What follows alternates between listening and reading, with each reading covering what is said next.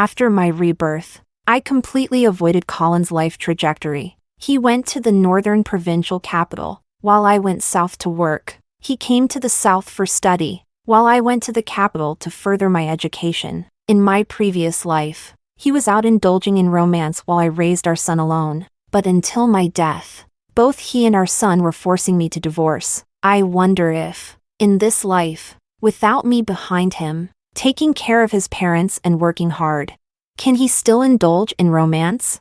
Chapter 1. No one knows that I have been reborn. I am incredibly excited as I grip the letter in my hand. This letter yearns for my new life. The postal worker, seeing me so excited, couldn't help but ask, "Aren't you getting married in a couple of days? Why are you still writing a letter to the south to prepare for working in a textile factory?" Indeed, Colin is seen by everyone as a perfect match. Everyone only thinks that I am not worthy of him. He is handsome and has already entered medical school at an early age. Now he is about to be promoted to the provincial capital. If it weren't for his parents insisting that he marry before going to the provincial capital, this so-called good fortune in the eyes of others would never have come my way. I looked at the staff with determination. What good is it for a woman to spend her life behind a man, living a life that has no surprises? I want to carve out a space that belongs to me. I originally thought she would mock me for this idea, but to my surprise, she wholeheartedly agreed, looking at me with shining eyes. "Sister, you are absolutely right. I am working hard to save money. I even plan to take the university entrance exam." After chatting excitedly with her for a long time, I couldn't help but feel a sense of sadness on the way back. I recall the tragic life I lived in my previous life. Chapter 2. Last time, I didn't have the chance to step out of this county at all. I refused my cousin's invitation to go work in the southern region, just because I was sold to the Wong family as a daughter-in-law for 50 yuan by my father long ago. In the 20th century, 50 yuan, which was only worth the price of a bicycle, could exchange for a living person who would work hard and be loyal for a lifetime.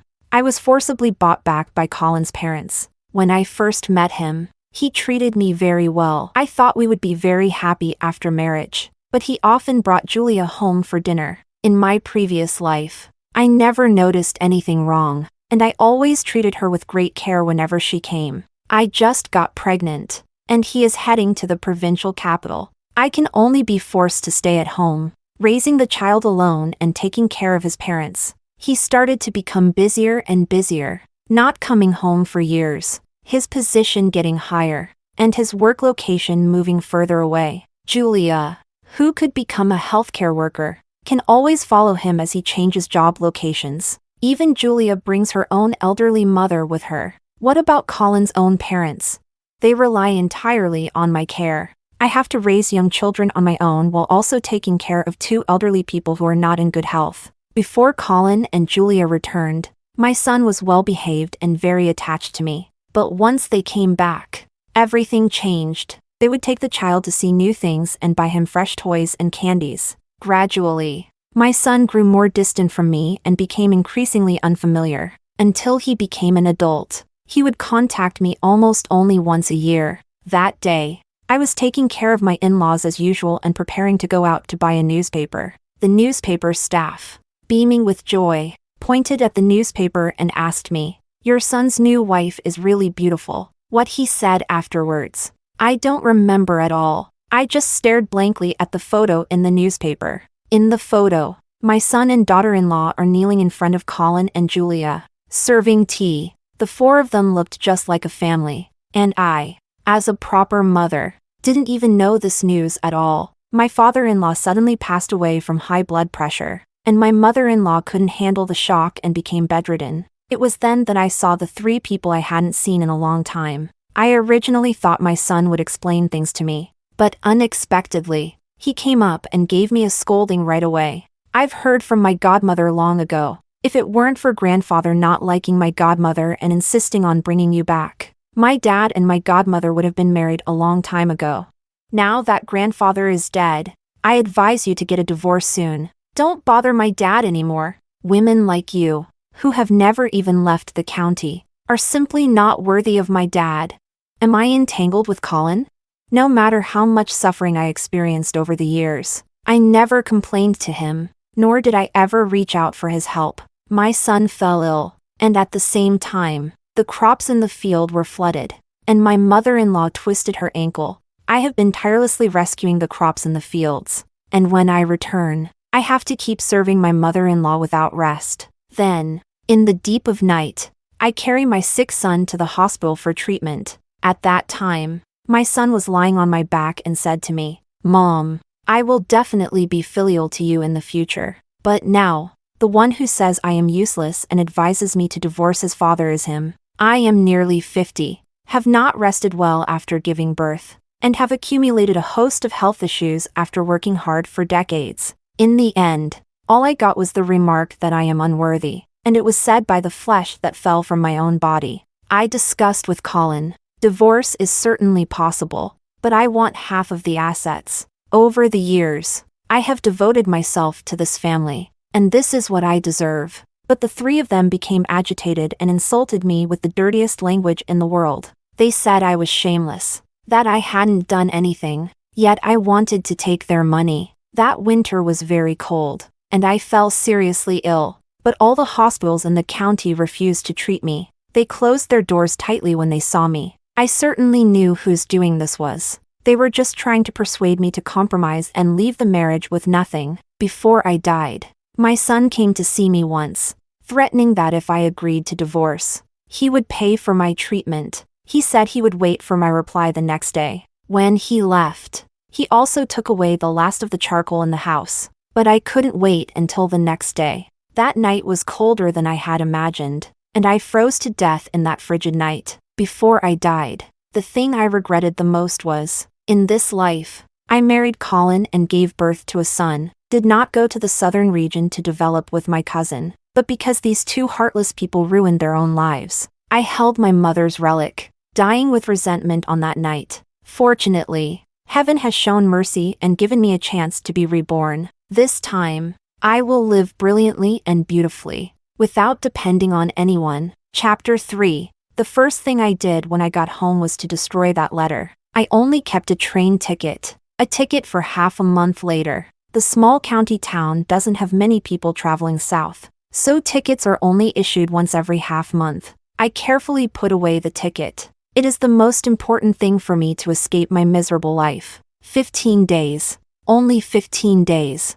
I can soon start my new life. I hadn't even had time to cook when Colin returned with Julia and her elderly mother. Before the person arrived, the voice came first. "What delicious food did cousin make for us? Oh, that piece of clothing hanging at the door is really beautiful. Can I try it on?" In these years, my mother passed away early, and my father has become addicted to gambling and drinking. I grew up eating the food of many families and wearing the clothes of many families. The piece of clothing at the door was newly made for me by my cousin when she heard I was getting married. In my entire life, it's the only new piece of clothing that belongs to me. Colin's voice quickly came, "If you like it, let Jessica iron it and pack it for you to take home tonight." I rushed out of the door, snatching the clothes from Julia's hands and tightly holding them behind me. Colin looked at me in confusion. "It's just a piece of clothing. Why are you being so stingy?" I looked at the two in front of me, who seemed like bandits,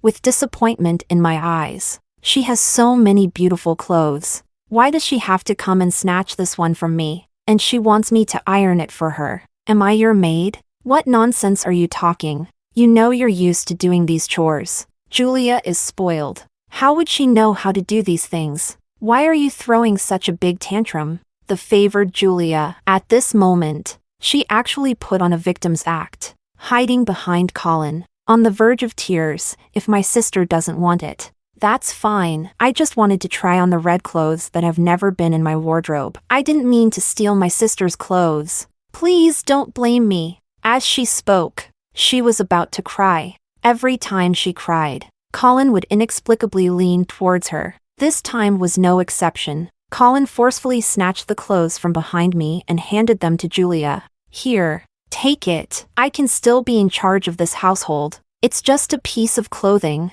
As long as you like it, you can have anything in this world." After saying this, he supported Julia and prepared to walk into the room. He even pushed me aside, blocking the door. As Julia passed by me, She gave me a provocative smile in a place Colin couldn't see. Colin asked loudly while walking home. "What did you cook for dinner tonight? Why does it smell like nothing?" Looking at the empty dining table, his expression changed. "I really don't know what use this wife my mom found for me is. I come home from work and there's not even a meal to eat." At that moment, I turned around and happened to see the calendar hanging in the center of the room. In 15 days, it will be the day I regain my new life. So I simply told Colin directly, "I went out to run errands today and haven't had time to cook. I have things to do in the next few days as well. So why don't you just eat at the office?" What could a woman who can't read and is about to get married possibly have to do? I casually fabricated a reason. "I'm going to the mountains to pay respects to my deceased mother. I'm getting married soon, so I should let my late mother know, right? She should know that I was sold off by my father. She should know that your family bought me with money." Bought? Do you think I'm not worthy of you anymore? I looked up at Colin, who was a head taller than me, and scoffed. Of course I wouldn't dare. Who outside doesn't say I'm climbing too high? But Colin's focus was quite strange, as he pressed me step by step, asking, "Isn't it because you admire me that you had your father approach my family?" I really can't understand the logic behind it, so I chose to lower my head and remain silent. Seeing my reaction, Colin angrily took Julia out of the house. He didn't forget to leave a harsh remark. "I see I can't control you anymore. Go wherever you want to pay your respects." Even though Colin and I spent decades together in our last life, I found that I still didn't understand him.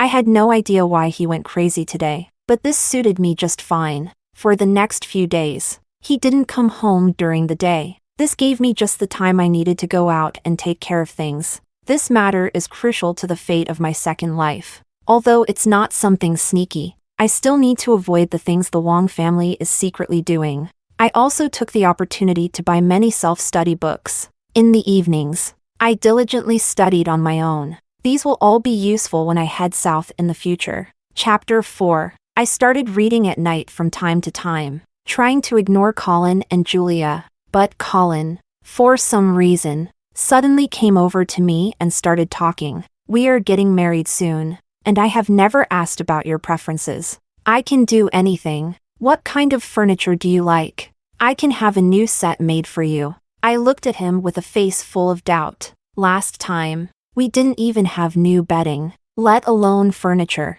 Why did he suddenly think of getting a new set of furniture this time? Seeing the puzzled expression on my face, he firmly took my hand. "Shall I take you to see the houses? Our unit has a batch of newly built houses waiting to be allocated, and I have a quota. If it gets allocated, it would be perfect for our new home."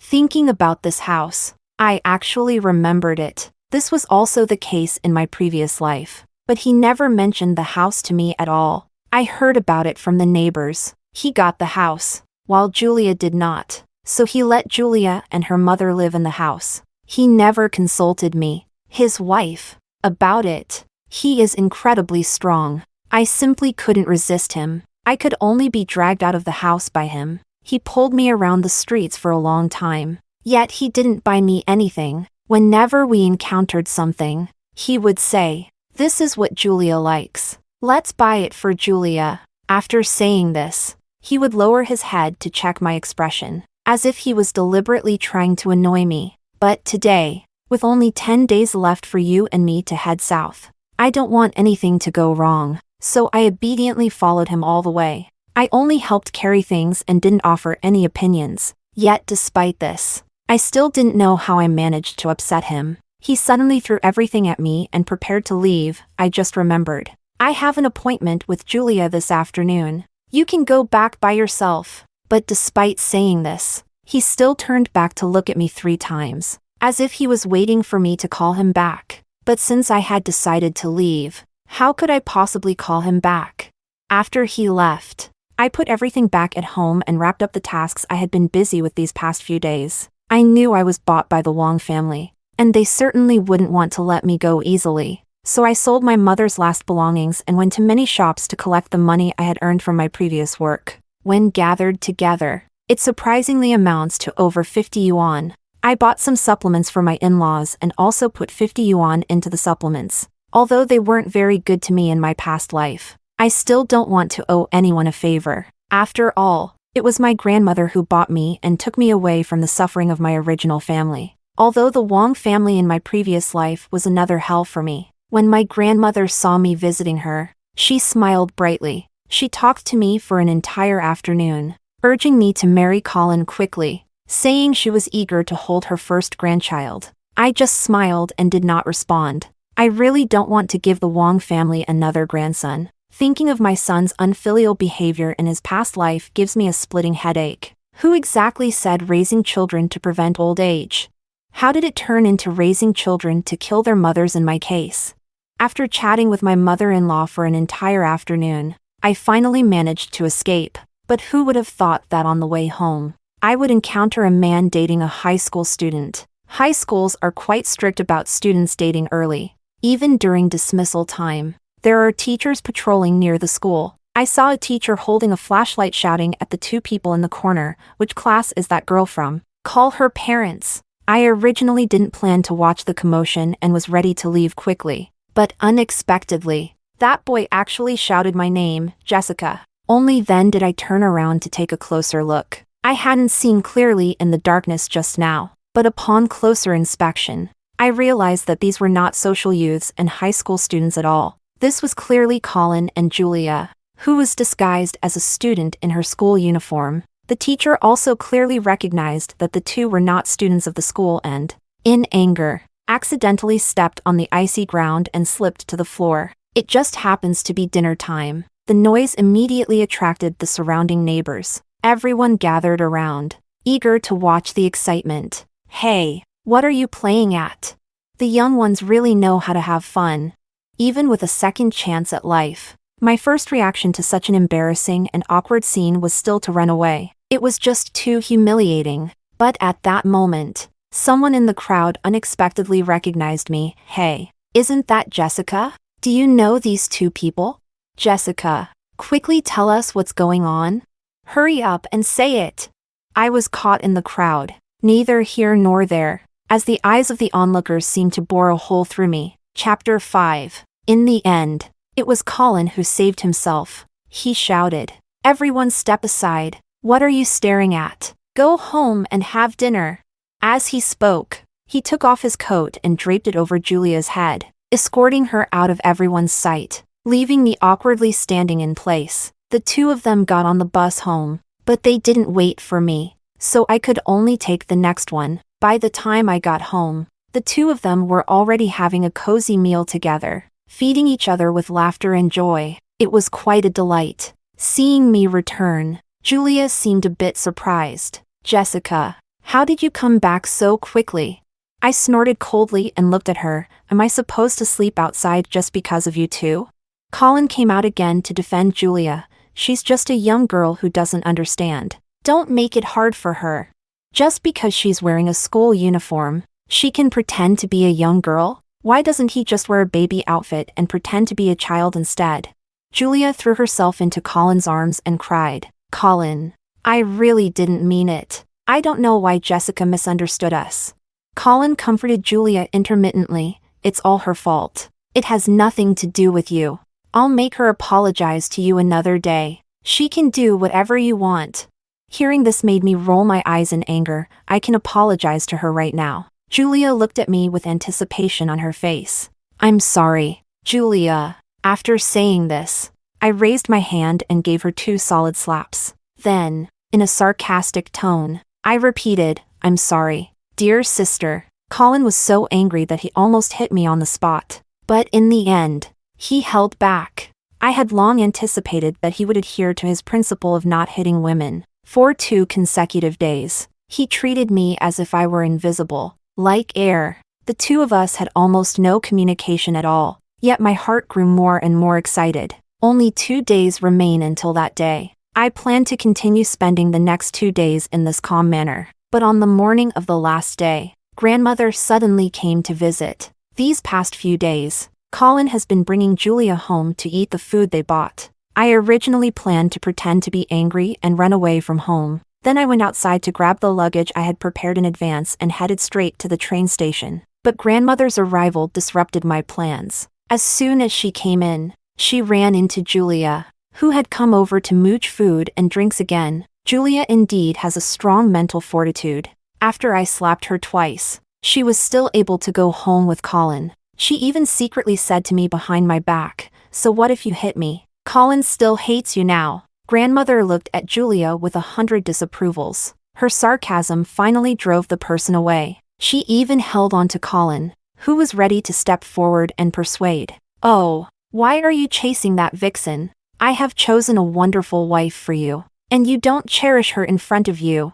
Grandmother is still the same as in the last life. Very fond of my obedient and understanding type that is easy to manage. She doesn't like anything she can't control. Like Julia. Seeing Colin still wearing a cold expression, Grandmother took out 50 yuan from her pocket. At this moment, I caught a glimpse of Julia, who had not left but instead took a detour to peek through the back window. Grandmother looked at me with a smile. "Oh, my daughter-in-law is so filial. She even gives money for my retirement." Colin then turned to look at me and said, "Where did you get so much money?" I avoided his gaze. I secretly saved this at home, thinking of giving it back to Mom. As soon as the word return left my mouth, I realized I had said the wrong thing. But fortunately, I managed to stop myself in time. Grandmother still smiled happily, completely unaware of anything wrong. "Oh, where do you owe me money? You owe me a few chubby little boys. Oh,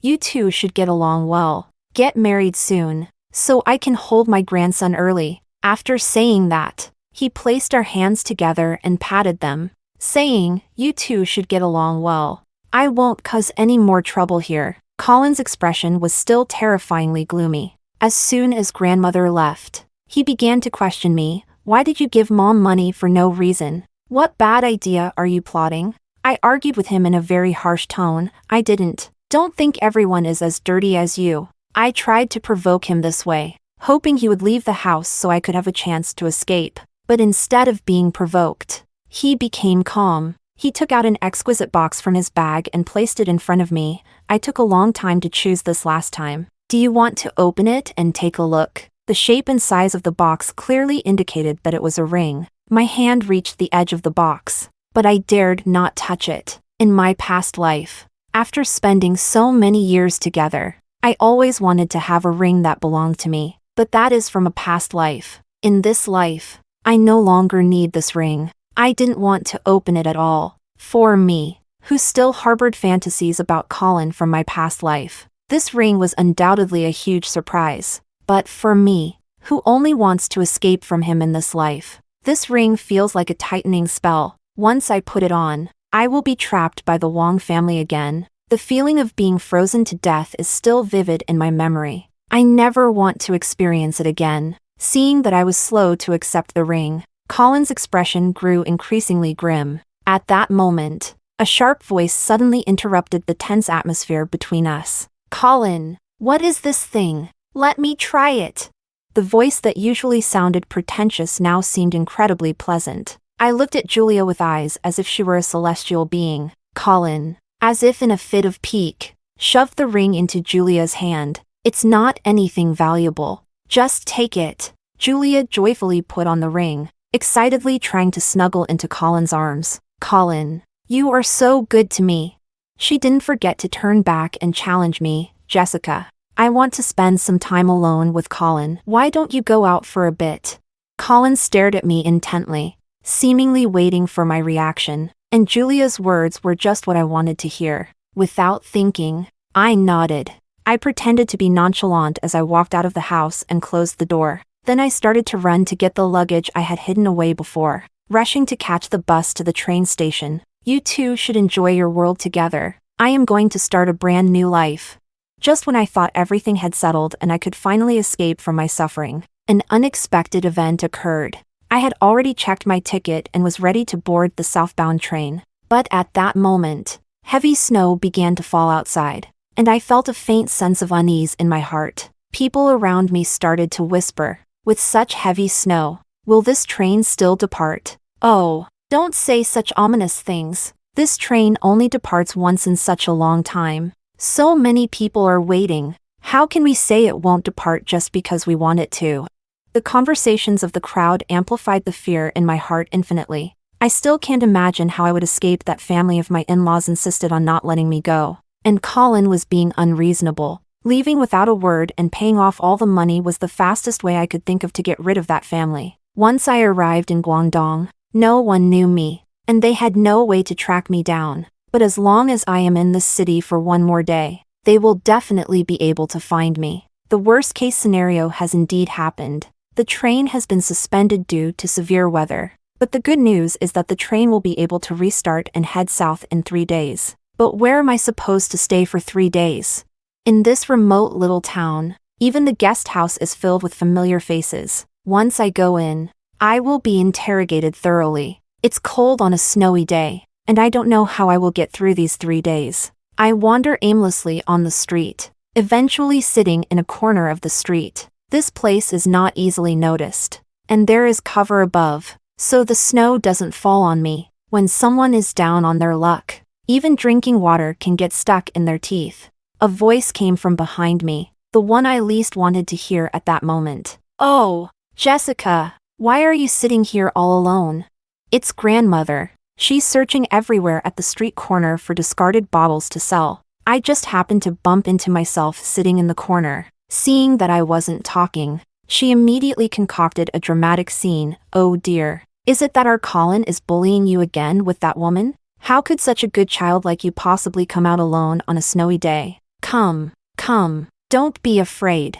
Mom will take you back to find him." Just like that, I was half pulled and half dragged home by my grandmother without saying a word. On the way, my mind was constantly pondering other strategies. I wanted to confront my grandmother several times, but the words just wouldn't come out. I never expected that the grandmother who made my life difficult in my past life would show such a kind and protective side in this life. Human nature is indeed complex. Just as I reached the door, I was still hesitating whether to go in. I could hear ambiguous sounds coming from inside the door. Grandmother's expression changed instantly, and she rushed in using the key to open the door. Pointing at the two of them, she stammered for a long time and couldn't find the words. You too! How could you do such a thing? It's disgraceful. You shameless woman.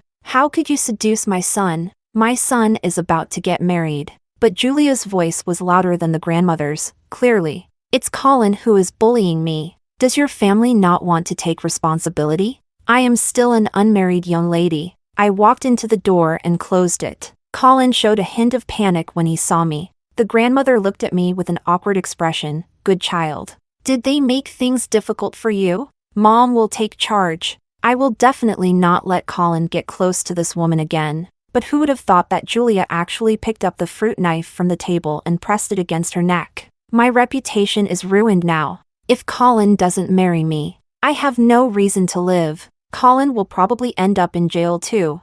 Seeing that the situation threatened his own interests, Colin, who had remained silent all along, finally stood up to express his stance. "I will marry you. That's it." Grandmother immediately chimed in, looking at me with a face full of regret. "Oh dear. It's all our family's fault to you." As she spoke, she pulled out the 50 yuan I had previously shoved into her pocket. "Take this money. You mustn't tell anyone about this." "Good girl.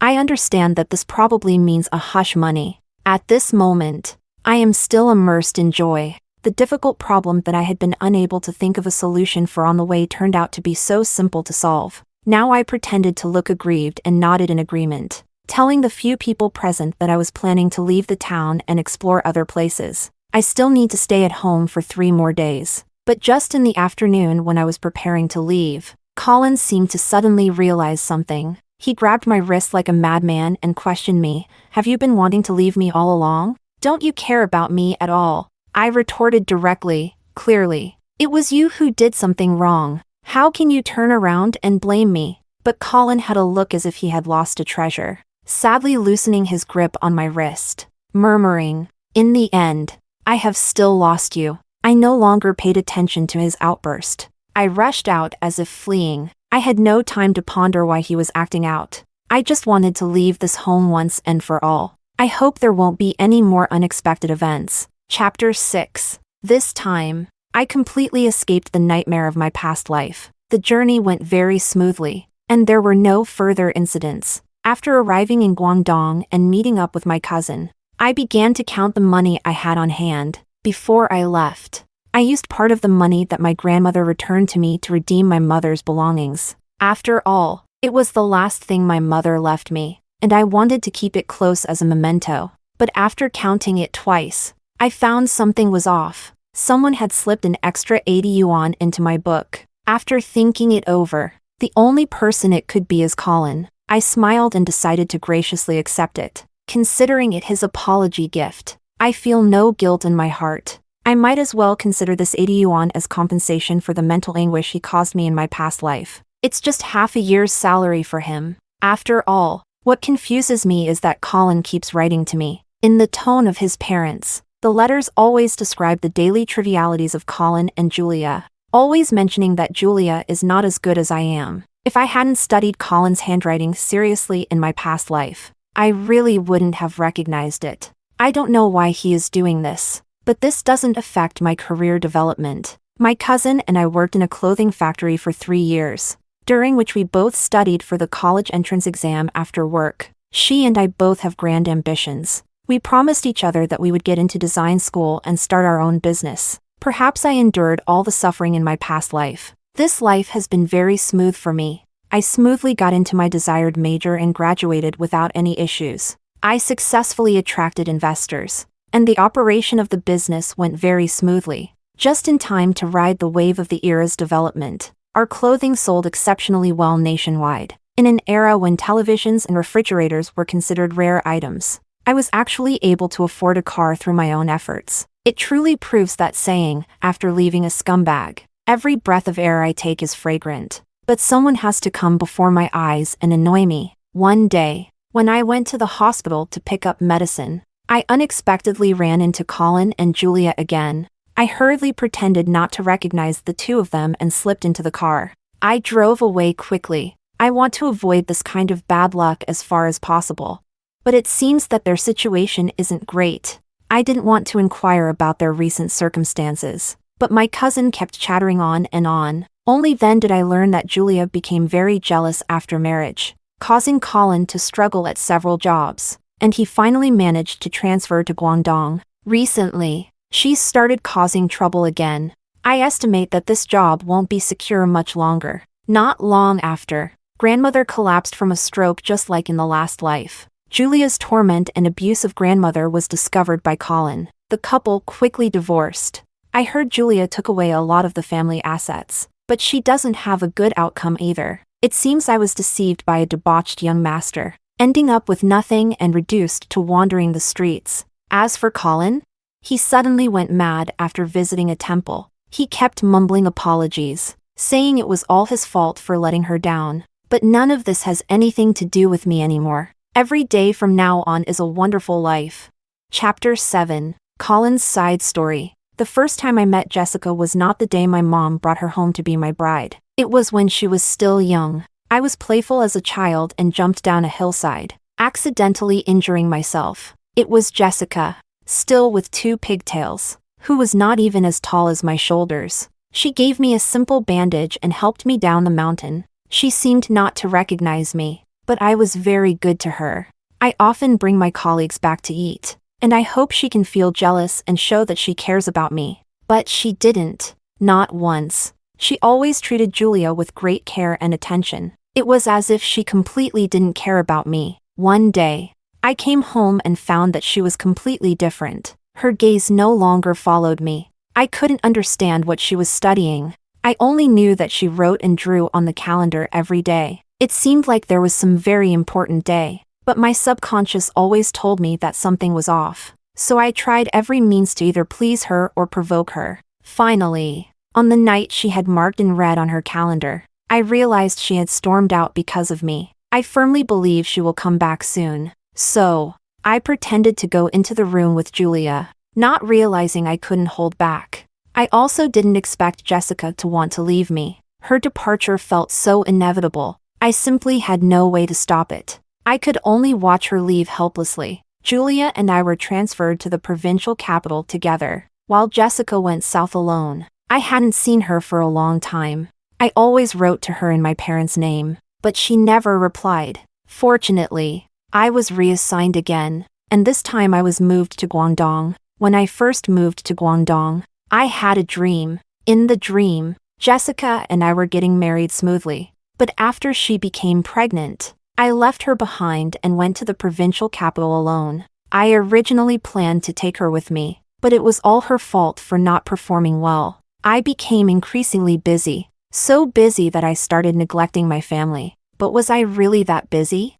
No matter where I went, I always brought Julia with me. Julia is young and beautiful, gentle and charming, and gradually I felt that she was developing different feelings. Even when my son first came to my side, he preferred Julia more. I began to constantly hypnotize myself. Yes, I have always liked Julia, not that Jessica who didn't care about me at all. My son got married without telling her, and surprisingly, she didn't cause a scene, but when I saw her again, she surprisingly wanted to divorce me. I cursed her with the dirtiest words in this world. How could she divorce me?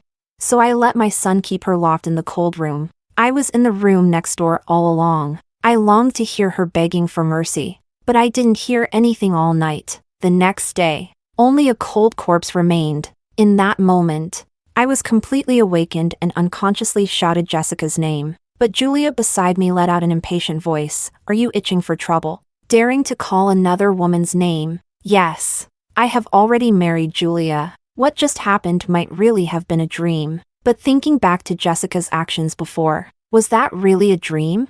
I never expected to meet her again at my lowest point. At that time, Julia was suspecting that I was having an affair with another female colleague, causing a scene in the department. In a fit of anger, the department fired both of us. Julia continued to make a fuss, throwing a tantrum at the door. It was at that moment that I saw Jessica passing by, driving a luxury car, looking glamorous. I heard that she self-studied to get into university and later started a factory with her friends. Now she is doing exceptionally well. Unlike me and Julia, who are constantly struggling in the quagmire of life, torturing each other. Later, I encountered her many times, but I only dared to watch her secretly. I am no longer worthy of her now. Later, my father passed away, and my mother became bedridden. Julia not only completely neglected my mother but even abused her. I could no longer tolerate it and brought up divorce with her. Under her relentless entanglement,